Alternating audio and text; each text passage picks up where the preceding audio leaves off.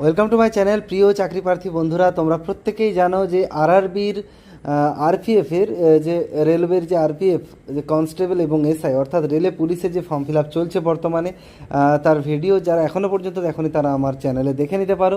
তো আশা করি তোমরা প্রত্যেকেই জানো যে ফর্ম ফিল আপ চলছে এবং তার সিলেবাস নিয়ে একটুখানি বলে দেবো। দেখো, অ্যারিথমেটিক রয়েছে 35 নম্বরের 35টা কোশ্চেন, রিজনিং রয়েছে 35 নম্বরের 35টা কোশ্চেন, জিকে এবং সায়েন্স মিলে রয়েছে 50 নম্বরের 50টা কোশ্চেন। টোটাল 120 মার্কসের, টাইম কিন্তু মাত্র 90 মিনিট অর্থাৎ 1.5 ঘন্টা।